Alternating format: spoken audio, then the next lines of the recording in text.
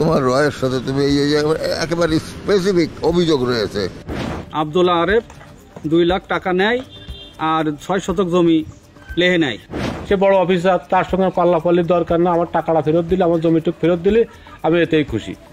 তার মনুষ্যত্ব এত খারাপ যে সে আমার এলাকার এমন কোনো ব্যক্তি নেই যে যারা বিএনপি পন্থী, জামাতপন্থী, তাদের নামে মনে করেন যে মামলা করে তারা ভয়তে গ্রামে আসতে পারে নাই।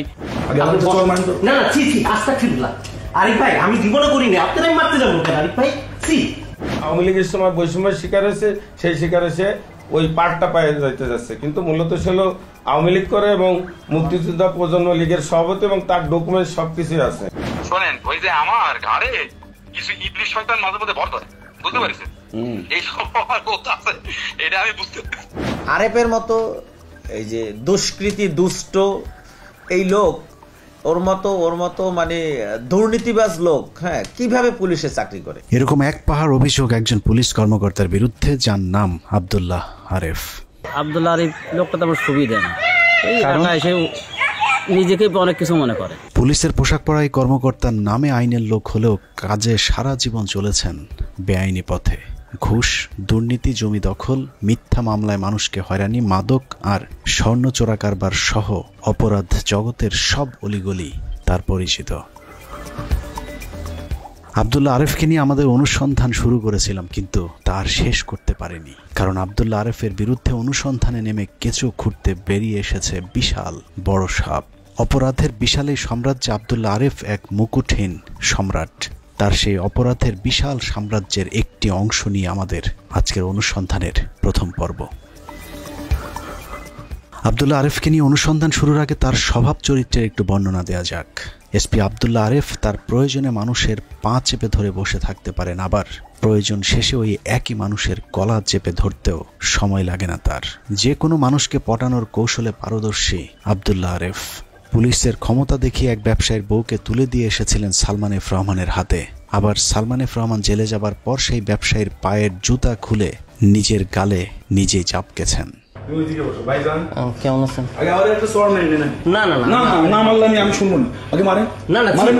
আমি এত বেয়াদব না, আমার শিক্ষা আমার এরকম না। আরিফ ভাই আপনি বসেন, আপনার সাথে কথা বলবো ভাই। আপনি এগুলা করেন না আরিফ ভাই, এগুলা করেন না। না আস্তাগফিরুল্লাহ, আরিফ ভাই আমি জীবনে করিনি, আপনারাই মারতে যাবো কেন আরিফ ভাই? আপনি কি করেন? আপনি বসেন তো। 5 তারিখ ছাত্র জনতার অভ্যুত্থানের পর যে 2-4 জন পুলিশ কর্মকর্তার বাড়িতে হামলা হয়েছে, তার মধ্যে আব্দুল্লাহ আরেফ একজন। গেল 15 বছরে নিজের গ্রামের মানুষের উপর এত অত্যাচার করেছেন যে 5 আগস্টের পর মায়ের নামে করা গ্রামের স্কুল থেকে তার মায়ের নামটিও উপড়ে ফেলেছেন আব্দুল্লাহ আরেফের গ্রামের মানুষ। আওয়ামী লীগের কট্টর সমর্থক হয়ে 5 আগস্টের পর পালিয়ে গিয়েছিলেন। মাস 3 পালিয়ে থেকে ফিরে এসেছেন বিএনপি জামায়াতের সমর্থক হয়ে। শুধু ফিরে আসেননি, আওয়ামী লীগের সময়ের চেয়েও শক্তিশালী হয়ে ফিরেছেন। আওয়ামী শাসনামলে নিজের অপকর্মের 16 কলা পূর্ণ হবার পর 2022 সালে ওএসডি হন আব্দুল্লাহ আরেফ। 2022 সাল থেকে 24 সালের 5 আগস্ট পর্যন্ত ওএসডি থাকাটাকেই তিনি এখন তার রাজনৈতিক হাতিয়ার হিসেবে ব্যবহার করছেন। আমাকে দীর্ঘদিন ধরে হাসিনা সরকার আমাকে ওএসডি করে রেখেছে এবং আমাকে চাকরিচ্যুত করার পায়তারা করেছে, এবং হারুন এবং এই টাইপের কিছু পুলিশ, ক্রিমিনাল পুলিশ দিয়ে সে এই পুলিশ বাহিনীর নষ্ট করে ফেলেছে। এই হাতিয়ার ব্যবহার করে চাকরি ফিরে পেয়েছেন। সেই সাথে দাবি করছেন বিএনপি জামাত হবার কারণেই নাকি তিনি আওয়ামী লীগের সময় বঞ্চনার শিকার হয়েছিলেন। চলুন দেখা যাক 2022 সাল থেকে 2024 সাল পর্যন্ত 2 বছর কেন ওএসডি হয়েছিলেন আব্দুল্লাহ আরেফ। আব্দুল্লাহ আরেফ বিপ্লব, ইনার মার নাম হচ্ছে নাদিরা লাইজু চৌধুরী, নাদিরা লাইজু। তিনি সভাপতি হয়ে সভাপতির মেয়াদ শেষ হওয়া সত্ত্বেও উনি ভোটার তালিকার কেস দেখাইয়ে বিভিন্ন আমার হয়রানি করিয়ে আজ 24 সাল পর্যন্ত কোনো কমিটি করতে দেয়নি। উনি মধ্যে আজ সভাপতি আছে।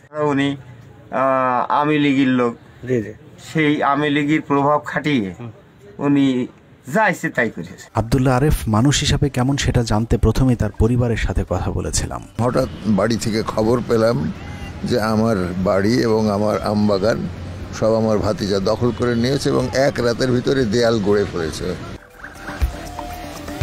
আমি তাড়াহুড়ো করে বাড়িতে গেলাম, যে দেখি যে সে আমার ঘরের অর্ধেক পর্যন্ত, সে আমার বসবাস করা ঘর অর্ধেক পর্যন্ত দখল করে নিয়েছে।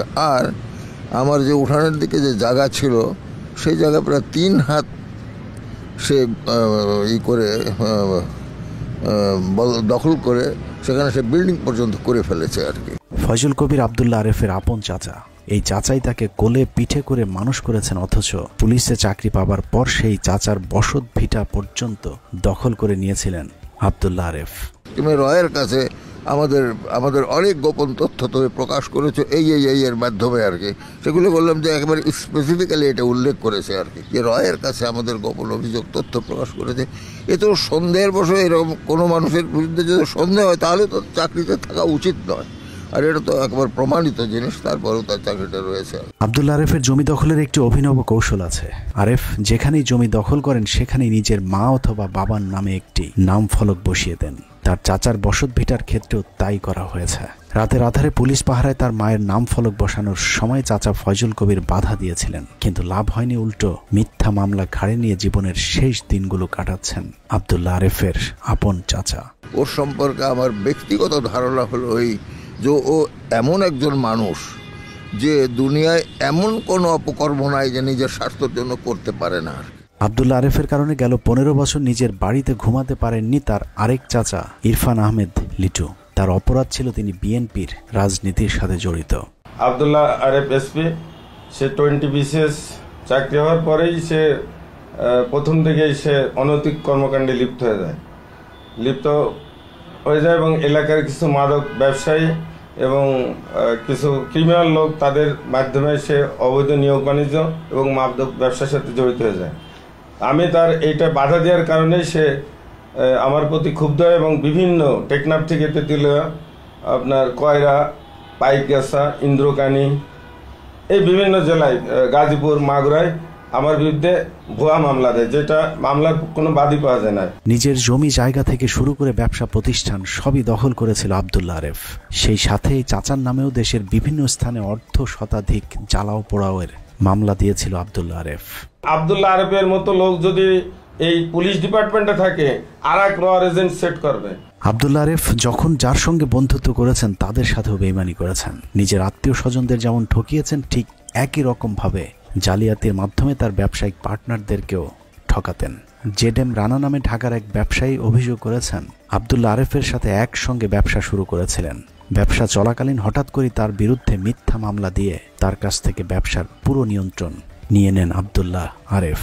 একজন পুলিশ কর্মকর্তা, তার বিরুদ্ধে অভিযোগ উঠবে, তিনি আমার নামে মিথ্যা মামলায় দায়ী থাকবে, আমি তো অবশ্যই এটার বিচার চাবো, আমি এটার শাস্তি চাবো। পরিবার, বন্ধু বান্ধব, গ্রামের মানুষ কেউই আব্দুল্লাহ আরেফের হাত থেকে রক্ষা পায়নি। তার নিজ এলাকায় ক্ষমতার প্রভাব দেখিয়ে নিজের বাবার নামে সড়কের নামকরণ করেছিলেন। গ্রামের স্কুলটাও বাদ যায়নি আরেফের হাত থেকে। গায়ে মানে না আপনি মোড়ল আরেফ গ্রামের স্কুল দখল করে সেখানেও মায়ের নামে নাম ফলক বসিয়ে দিয়েছিলেন। সেই থেকে পুরো স্কুলের সবকিছু আব্দুল্লাহ আরেফের নিয়ন্ত্রণে চলেছে। আরেফের মাকে স্কুলের সভাপতি বানানো হলেও আরেফ নিজেই সবকিছু নিয়ন্ত্রণ করতেন, এমনকি কাগজপত্রেও নিজেই সই করে স্কুলের টাকা পয়সা আত্মসাৎ করতেন। 5 আগস্ট গণ অভ্যুত্থানের দিন গ্রামবাসী স্কুলের ভবন থেকে তার মায়ের নামটি মুছে ফেলেন। গত সরকারের আমলে তার মাতাকে আমাদের গ্রামের স্কুলের সভাপতি বানিয়েছিল গণতান্ত্রিকভাবে এবং তার মাতার নামে ওই স্কুলে ভবন নির্মাণ করা হয়েছে। আব্দুল্লাহ আরেফ বিপ্লব, ইনার মার নাম হচ্ছে নাদিরা লাইজু চৌধুরী, নাদিরা লাইজু। তিনি সভাপতি হয়ে সভাপতির মেয়াদ শেষ হওয়া সত্ত্বেও উনি ভোটার তালিকার কেস দেখাইয়ে বিভিন্ন আর হয়রানি করিয়ে আজ 24 সাল পর্যন্ত কোনো কমিটি করতে দেয়নি। উনি ঐক্যবদ্ধ সভাপতি আছে। এমনিতে ওনার পদটা বড়, পদ পদবি বড়, তাছাড়া উনি আওয়ামী লীগের লোক। সেই আওয়ামী লীগের প্রভাব খাটিয়ে উনি যা ইচ্ছে তাই করেছে। ঘুষ হিসেবে পুলিশ সাধারণত নগদ টাকা নিল। আব্দুল্লাহ আরেফ ঘুষ হিসাবেও মানুষের জমি জায়গা দখল করতেন। নানা ধরনের মামলার ফাঁদে ফেলে মানুষকে বাধ্য করতেন তাদের জমি জায়গা আব্দুল্লাহ আরেফের নামে লিখে দিতে। আব্দুল্লাহ আরেফ উনি যদি একটু আমার মামলাটার দিকে একটু সুনজর দিত আমি বিচারটা পাইতাম, কিন্তু ওনার কারণে আমার মামলাটা একদম পুরা নষ্ট করে ফেলেছে। উনি এমনভাবে নষ্ট করছে, উনি প্রত্যেকটা আসামির থেকে, বড় বড় আসামির থেকে টাকা খায়া আমার মামলার ধ্বংস করে দিচ্ছে। 2008 সালে সিআইডির অতিরিক্ত বিশেষ পুলিশ সুপার থাকাকালে যুক্তরাষ্ট্র প্রবাসী ব্যবসায়ী ফারুক আহমেদ ভুইয়া ও তার বাড়ির কাজের মেয়ে খুন হন। চাঞ্চল্যকর এই মামলাটি তদন্তের দায়িত্ব পায় তৎকালীন সিআইডির কর্মকর্তা আব্দুল্লাহ আরেফ। মামলার বাদী ফরহাদের অভিযোগ, স্ত্রীর পরকীয়ায় ধরা পড়ার কারণে হত্যার শিকার হয়েছিলেন তার ভাই ফারুক ভুইয়া ও বাড়ির কাজের মেয়ে। অথচ সেই মামলার ঘুষ হিসেবে মামলার আসামির কাছ থেকে তার বাড়ি লিখে নেন আব্দুল্লাহ আরেফ।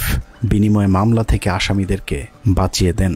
মহিদুর রহমান মহিদ, উনি প্রবাসী পল্লীর এমডি, ওনাকে এই মামলার থেকে অব্যাহতি দেওয়ার জন্য উনি আমেরিকা এবং ইংল্যান্ডে যায়। মহিদুর রহমান মহিদ থেকে উনি 1 কোটি টাকা দামের একটা প্লট পায় আপনার ইকবাল রোডে। এই প্লটটা পায় ওরে এই মামলার থেকে অব্যাহতি দেয়।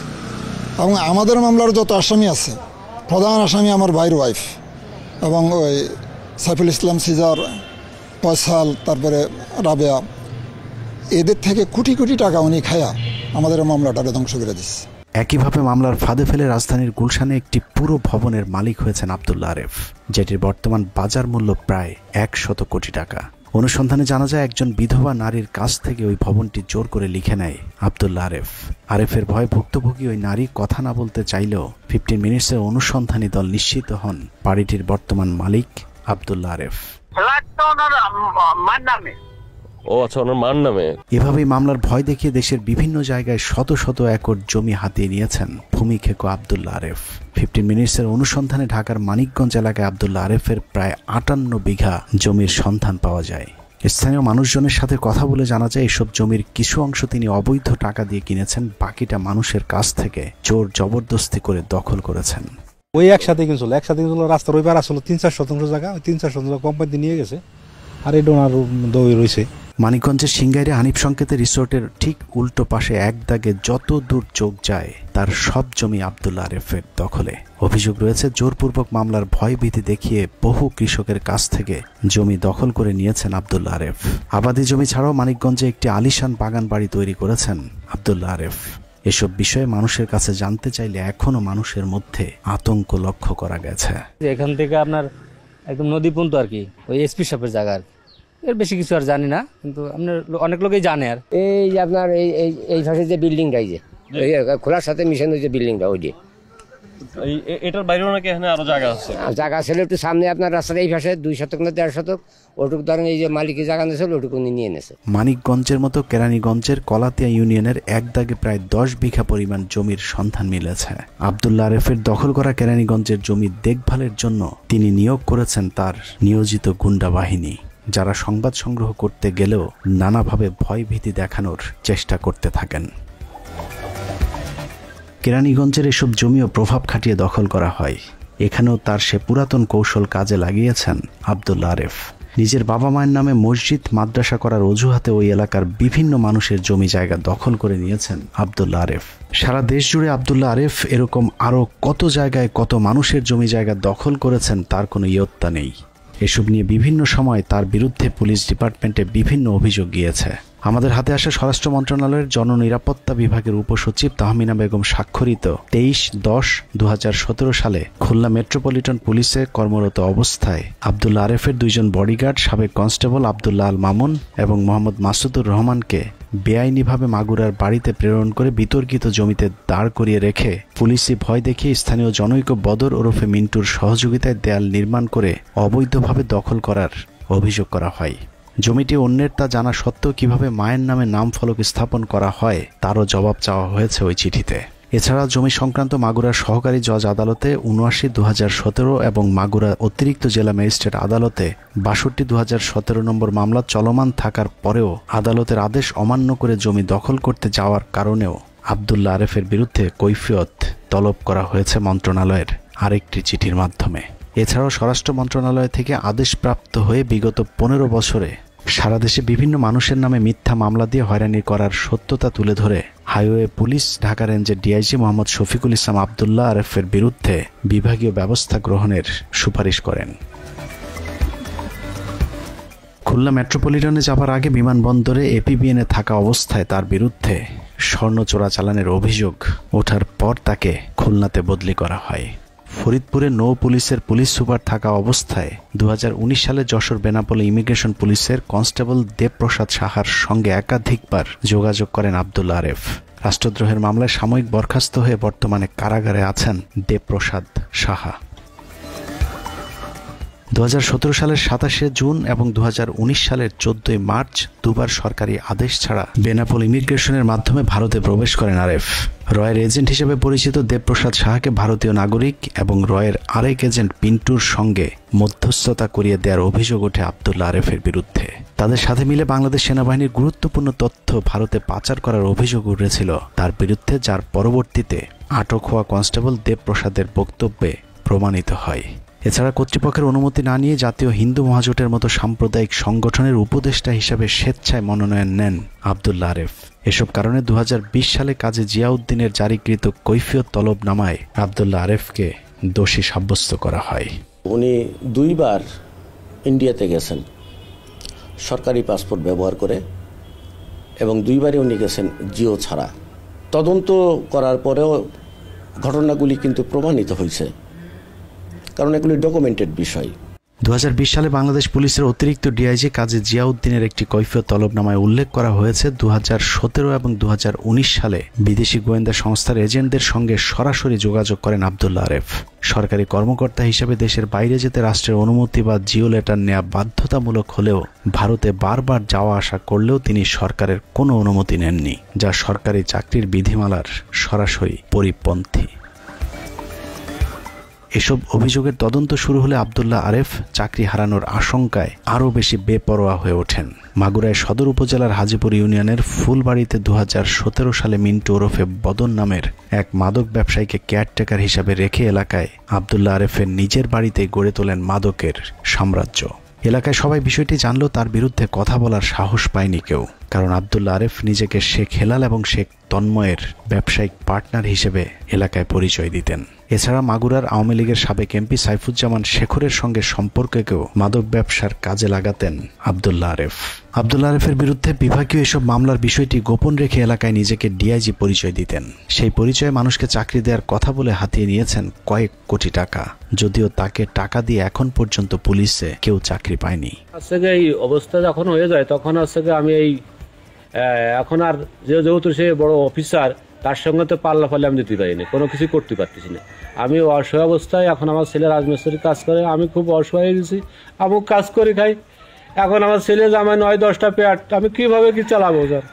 এখন আমি চাই সে বড় অফিসার, তার সঙ্গে পাল্লা পাল্লির দরকার না, আমার টাকাটা ফেরত দিলে, আমার জমিটুকু ফেরত দিলে আমি এতেই খুশি। আরেফের লোকেরা আর এরা হচ্ছে মাদক ব্যবসা করতে। এরা আব্দুল্লাহ আরেফকে টাকা দিয়েও চাকরি না পাওয়া মানুষের সংখ্যা প্রায় 100 খানেক। চাকরি না পেয়ে প্রতারিত হবার পর ভুক্তভোগী এসব মানুষ আব্দুল্লাহ আরেফের কাছে টাকা ফেরত চাইতে আসলে তাদের বিরুদ্ধেও মামলা দিয়ে হয়রানি করেছেন আব্দুল্লাহ আরেফ। আব্দুল্লাহ আরেফ সাহেব বললেন যে স্বামী তুমি এক্সট্রা না দিলা, তাই যাই হোক আমি তোমার ছেলের একটা চাকরির ব্যবস্থা করে দেবো। নিয়োগ পত্র যখন দেখাইলো তখন বললাম যে ঠিক আছে স্যার, কয় যে আর একটা ছেলে লাগবে, তোমার কি আছে নাকি? তখন আমি বললাম যে আমার সুমন্দির ছেলেও আছে। যখন উনি নিয়োগপত্র দিয়েছেন তখন আমি দেখলাম যে এটা ভুয়া। তখন আমি বললাম যে স্যার আপনি আমার টাকাগুলো ব্যাক করেন। তখন আজ দেবো কাল দেবো বইলা সে আমাকে ঘড়িমুষি করতেছে। 2014 সালে আমার জামার চাকরি আব্দুল্লাহ আরেফ দেয়ার বলে সে আমার ফেরতও দিই নেই, আর এই টাকা চাতে গেলে আমার বাড়িঘর ভাঙচুর করে দেয়। মামলাবাজিতে তিনি এতটাই বেপরোয়া হয়ে উঠেছিলেন যে মৃত মানুষের নামেও মামলা দিয়ে তাদের পরিবারকে হয়রানি করেছেন। সে এমন একজন ব্যক্তি, এমন একজন নিকৃষ্ট ব্যক্তি, সে আমার বাবা মারা যাওয়ার মনে করেন যে 2-3 দিন পরেও সে আমার বাবার নামে মনে করেন যে 2-3টা মামলা দিয়ে আসামি করে মামলা করছে তার নামে। খুব আওয়ামী লীগের লোক, সে খুব ক্ষমতা দেখাইছে, লোকের চাকরি বরাদ দেওয়া বলেও মেলা টাকা পয়সা আনছে। আর এইখানে সে মারামারি উড়ি ছাড়া সে মানে কোনোটাই থাকে না, সে আছে ধীরে কোনো ভয় থাকে না। এলাকার মানুষকে মামলা দিয়ে হয়রানি করার পাশাপাশি মামলার ভয় দেখিয়ে নিজের সম্মানও বাগানোর চেষ্টা করেছেন। মাগুরার স্থানীয় জামে মসজিদের ইমাম বাবুল আক্তারের সাথে কথা বলে জানা যায় আব্দুল্লাহ আরেফকে স্যার বলে সম্বোধন না করলেও মামলার ভয় দেখাতেন তিনি। এমনকি আব্দুল্লাহ আরেফ গ্রামের বাড়িতে থাকাকালীন সময়ে মসজিদের ইমাম তার সাথে সাথে না থাকলে তাকে মামলার ভয় দেখাতেন। যখন আব্দুল্লাহ আরেফ এসপি বাড়িতে আসতেন, উনি সার্বক্ষণিক সময় আমাকে ওনার সঙ্গে সঙ্গ দিতে বলতেন। তখন আমি চিন্তা করতাম যে ওনার সঙ্গে সঙ্গ দেবো কী করে, কারণ গ্রামের মানুষ ওনাকে ভালোবাসে না, বিভিন্ন জায়গায় বিভিন্ন ওনার নিয়ে সমালোচনা হয়, এই জন্যে আমি ওনার থেকে দূরে থাকতাম। হ্যাঁ, উনি মনে করতো যে ইমাম সাহেব আমার সাথে থাকলে আমার ভাবমূর্তিটা বাড়বে এবং ভালো মানুষ বলে আমি পরিচিত হব। তিনি যেখানে চাকরি করেছেন সেখানেই প্রতারণার ছাপ রেখে এসেছেন। আশপাশের চায়ের দোকান থেকে শুরু করে ফটোকপির ব্যবসায়ী পর্যন্ত অভিযোগ করেছেন 2-4 টাকার কাগজপত্র ফটোকপি করেও আব্দুল্লাহ আরেফ কখনোই বিল পরিশোধ করেছেন এমনটি হয়নি। কিন্তু প্রায় সময় খুচরা কাছে যা কাজ করায় পাওয়া যায় না সচরাচর, বাংতিনে পরে দিচ্ছে এই বইলে মনে করেন তারা দেখায় চলে যায়। এসব অভিযোগের পর 2022 সালে বাংলাদেশ পুলিশ থেকে আব্দুল্লাহ আরেফকে ওএসডি করা হয়। 2022 সাল থেকে 24 সালের 5 আগস্ট পর্যন্ত এসব অপকর্মের দায়ে ওএসডি হয়েছিলেন পুলিশের এই দুর্নীতিবাজ কর্মকর্তা। কিন্তু রহস্যজনক কারণে 5 তারিখের পর তাকে আবারও ডিএমপির অ্যান্টি টেরোরিজমের মতো গুরুত্বপূর্ণ শাখায় বসানো হয়েছে। আব্দুল্লাহ আরেফ প্রভাবশালী এক ব্যক্তির তদবিরে চাকরি ফিরে পেয়েছেন বলে আমাদের কাছে তথ্য রয়েছে। প্রভাবশালী ব্যক্তির কাছে নিজেকে আওয়ামী লীগ সরকারের সময় নির্যাতিত কর্মকর্তা হিসেবে নিজেকে পরিচয় করিয়েছেন আব্দুল্লাহ আরেফ। কিন্তু চলুন দেখা যাক আব্দুল্লাহ আরেফ আসলে আওয়ামী লীগ সরকারের সময় কতটা বৈষম্যের শিকার হয়েছিলেন। 1990 সালে আমি শিবির করতাম, আমাদের এগুলো সব জায়গায় আছে। নিজেকে এখন শিবির নেতা হিসেবে পরিচয় দিলেও আব্দুল্লাহ আরেফের কর্মজীবন শুরু হয়েছিল ছাত্রলীগ পরিচয় দিয়েই। আব্দুল্লাহ আরেফের কর্মজীবন শুরু হয় বিমান বাহিনীতে চাকরির মধ্য দিয়ে। এয়ারফোর্সে কমিশনার হিসেবে কর্মরত থাকা অবস্থায় চাঁদাবাজির দায়ে চাকরি থেকে বহিষ্কার করা হয় তাকে। এরপর 1996 সালে আওয়ামী লীগ ক্ষমতায় আসার পর মুজিবকে নিয়ে পিতার কবরের চিহ্ন নেই শিরোনামে চটি বই লিখে ছাত্রলীগ কোটায় পুলিশে চাকরি নেন আব্দুল্লাহ আরেফ। পুলিশে চাকরি নেওয়ার সময় বিমান বাহিনীতে তার বহিষ্কারের বিষয়টি গোপন রাখেন, যা আইনত দণ্ডনীয় অপরাধ। বাকপটু প্রকৃতির এই কর্মকর্তা শেখ হাসিনাকে মা ডেকে পায়ে সালাম করে অল্প কদিনেই শেখ হাসিনার আস্থাভাজন হয়ে উঠেছিলেন। তারপর থেকে শুরু হয় আব্দুল্লাহ আরেফের অন্ধকার জীবনের সূচনা। ভূমি দখল, স্বর্ণ চোরাচালান, মাদক কারবারি সহ বহু অপরাধে জড়িয়েছেন আব্দুল্লাহ আরেফ। যখন যেখানে পোস্টিং দেওয়া হয়েছে সেখানেই চাঁদাবাজি আর দখলবাজের সাথে নিজেকে জড়িয়েছেন। নিজেকে আওয়ামী লীগের সময় বঞ্চিত দাবি করলেও হাসিনা সরকারের সময়ও আব্দুল্লাহ আরেফ চাকরি করেছেন শেখ পরিবারের আস্থাভাজন হিসেবে। আব্দুল্লাহ আরেফের পোল্টিবাজির রেকর্ড অনেক পুরাতন। তার বাবা আমিরুল ইসলাম ফরহাদের প্রথম মৃত্যুবার্ষিকী উপলক্ষে 2000 সালে একটি স্মরণ সভার আয়োজন করে আব্দুল্লাহ আরেফ। ওই অনুষ্ঠানে আলোচকের তালিকায় থাকা আব্দুল্লাহ আরেফের নামের পাশে কেন্দ্রীয় সভাপতি, মুক্তিযোদ্ধা প্রজন্ম পরিষদ, জাতীয় কার্যকরী কমিটির সদস্য, বঙ্গবন্ধু যুব পরিষদ ও শহীদ ফরহাদের সুযোগ্য পুত্র হিসেবে আব্দুল্লাহ আরেফের পরিচিতি উল্লেখ করা আছে। 2010 সালে মুজিব পুত্র শেখ রাসেলকে নিয়ে আরেকটি বই লিখে শেখ পরিবারের সদস্যদের সঙ্গে সখ্যতা গড়ে তোলেন আব্দুল্লাহ আরেফ। সেই সূত্রে শেখ হেলাল এবং শেখ তন্ময়ের সঙ্গেও সম্পর্ক গড়ে ওঠে আব্দুল্লাহ আরেফের।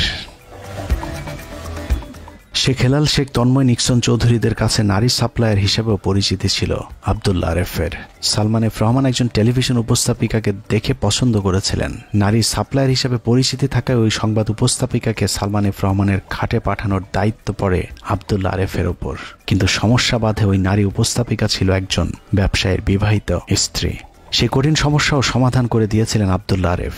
ইন্ডেক্স গ্রুপের চেয়ারম্যানের স্ত্রীকে তুলে দিয়ে আসেন সালমান এফ রহমানের হাতে। বাংলাদেশ টেলিভিশনের ব্যবসা বাণিজ্য ভিত্তিক নিয়মিত আয়োজন বিজনেস আওয়ারে জাকিয়া তাজিন সঙ্গে আছি আপনাদের। ইন্ডেক্স গ্রুপের চেয়ারম্যান তার স্ত্রীকে জোর করে সালমান এফ রহমানের কাছে দিয়ে আসার বিষয়টি 5 তারিখে হাসিনার পতনের আগ পর্যন্ত কাউকে বলতে পারেননি। কিন্তু 5 আগস্ট হাসিনার বিদায়ের পর সালমান এফ রহমান জেলে গেলে ইন্ডেক্স গ্রুপের চেয়ারম্যান বিষয়টি মানুষের সামনে নিয়ে আসার হুমকি দেন। আর তাতে আব্দুল্লাহ আরেফ দৌড়ে ছুটে যান ইন্ডেক্স গ্রুপের চেয়ারম্যানের কাছে। ইন্ডেক্স গ্রুপের চেয়ারম্যানের করা ফোন রেকর্ডটিতে শোনা যায় আব্দুল্লাহ আরেফ নিজের কৃতকর্মের জন্য ওই ব্যবসায়ীর জুতা দিয়ে নিজের গালে পেটানোর জন্য বারবার অনুরোধ জানাচ্ছিলেন। আপনি বসেন, আপনার জন্য আমি কত কাজ কি করছি জানেন? আপনি বসেন। আপনি আমার ভুল বুঝলেন। আচ্ছা, ভুল বুঝি নাই, আপনার সাথে আমার কালকে কথা হয়েছে, আপনি কানছেন ভাই, আপনি হজের কথা বলছেন। আমি হজ করেছি, আমি আপনার জন্য ওই শালাকে আমি চিন্তা না, আমি সমস্ত ঘটনা বলছি। 2022 সাল থেকে 2024 সাল 2 বছর ওএসডি থাকাকালীনও তার অপরাধ কমেনি।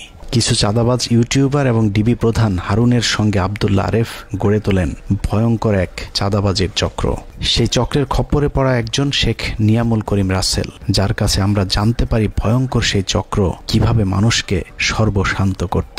আরেফের মূল বিজনেস ছিল, আরেফ চাকরিচ্যুত হওয়ার পর ডিবি হারুনের যত প্রপার্টি সব কিছু আরেফ এবং আরেফে ডিবি হারুনের টাকা পয়সা যেখানে যত যা কিছু ছিল, হ্যাঁ, সব কিন্তু আরেফ নিয়ন্ত্রণ করতো। আরেফ টাকা টোকা তুলতো। আরেফ এই যে চাঁদনি, তারপরে এই যে নাজমুল সাকিব, এদের একটা প্যাকেজ ছিল। আরে লোক খুঁজা বের করতো, নাজমুল সাকিবের দিয়ে ভিডিও করতো, তারপরে ডিবি হারুন দিয়ে ধরাইতে, তারপরে টাকা নিত। সে আমাকে বিভিন্ন লোক দিয়ে বলছে মামলা উঠাই নে, নাইলে আমি আমার এই অস্তিত্ব বিলীন করে দেবে। এইটা আমি পাঠাইছি মাননীয় স্বরাষ্ট্র উপদেষ্টা বরাবর পাঠাইছি এজাহার এবং আমার দরখাস্তটা। তারপরে মাননীয় আইজি সাহেবের কাছে পাঠাইছি, মাননীয় স্বরাষ্ট্র সচিবের কাছে পাঠাইছি, তারপরে ডিবি প্রধান ওনার কাছে পাঠাইছি, অ্যান্টি টেররিজমের যে প্রধান ওনার কাছে পাঠাইছি, এবং ডিএমপি পুলিশ কমিশনার ওনার কাছে পাঠাইছি। চাঁদনি মেয়েটা হলো ও তো হোটেলে ড্যান্স করে এবং নাচ করে, ওর কাজই এইটা। এই চাঁদনি মেয়েটা আরেফ এবং ডিবি হারুন এবং এই যে নাজমুল সাকিব, এই চাঁদনি পরিচয় দিত যে আমি নাজমুল সাকিবের ওয়াইফ। অনুসন্ধানের এই পর্যায়ে বেরিয়ে আসে ওই চক্রের এক নারীর সন্ধান, যার নাম চাঁদনি। জানা যায় চাঁদনি নামের ওই নারী তাদের এই চক্রেরই একজন স্ত্রী, যাকে ফাঁদ হিসাবে ব্যবহার করে বিভিন্ন মানুষকে তাদের হাতে জিম্মি করা হয়। অনুসন্ধানে এতক্ষণ আব্দুল্লাহ আরেফের বিরুদ্ধে যে সব অভিযোগ করা হয়েছে, সে অভিযোগ প্রমাণের জন্য তদন্ত করার প্রয়োজন নেই, কারণ আব্দুল্লাহ আরেফ তার নিজের মুখেই তার সব অপরাধ স্বীকার করেছেন। 5 তারিখের পর নিজের আসন্ন বিপদের কথা মাথায় রেখে এতদিন ধরে যাদের উপর জুলুম নির্যাতন করেছেন, তাদেরকে ফোন করে ক্ষমা চাওয়া শুরু করেছেন আব্দুল্লাহ আরেফ। বিভিন্ন মানুষকে ফোন করে ক্ষমা চাওয়ার এরকম কয়েকটি ফোন রেকর্ড আমাদের হাতে পৌঁছেছে। মুঠো ফোনে তিনি যার সঙ্গে কথা বলছেন তার কাছে আব্দুল্লাহ আরেফ স্বীকার করেছেন এপিবিএনে থাকা অবস্থায় স্বর্ণ চোরাচালানের সঙ্গে জড়িত ছিলেন তিনি। আব্দুল্লাহ আরেফের 2টি পাজেরো জিপ রয়েছে। বহুত বলেছি আমি তোমার সাথে মিল দিয়ে তোমার অফিসে গেছি, এ করেছি, ও গেছি, তুমি ওই যে 10 ভরি স্বর্ণ ওই যে নিলে, তা আমি কি তোমার কারো কাজ বলে বেড়াচ্ছি? সেটা তো গাড়ি দুটি ডিআইজি পরিচয় দিয়ে ব্যবহার করতেন আব্দুল্লাহ আরেফ। এসব গাড়িগুলো মূলত তিনি তার মাদক ব্যবসার কাজে লাগাতেন, যে বিষয়টিও তিনি টেলিফোনে স্বীকার করেছেন। একটা নাম করা সন্ত্রাসী মাদক ব্যবসা এসপির ঘরে ঢুকারই সাহস পাবে না। না ওটা তো তখন যে স্কুল নিয়ে জায়গা নিয়ে তুমি কন্ট্রোভার্সিয়াল কথা বলো, স্কুল নিয়ে যতই হোক, আমার কাছে মাদক ব্যবসায়ী কেন ঢুকবে? না আমি বলছি জায়গা জমি নিয়ে স্কুল নিয়ে তখন হয়তো ব্যবহার করছি, সেটাই বলছি। তাহলে তুমি ভুল হয়ে গেছে। আমি তো বলতেছি এটা তো ভুল হয়েছে, আমি তো বলতেছি এটাই তো ভুল। তাহলে তুমি মাদক ব্যবসায়ীদের তুমি চাষার জায়গা দখল করবা? আচ্ছা, আমি লাথি মেরে দিছি, তারপরেও আছে, সেদিনকেও তুমি রাখছো, সেদিনকেও গেছে।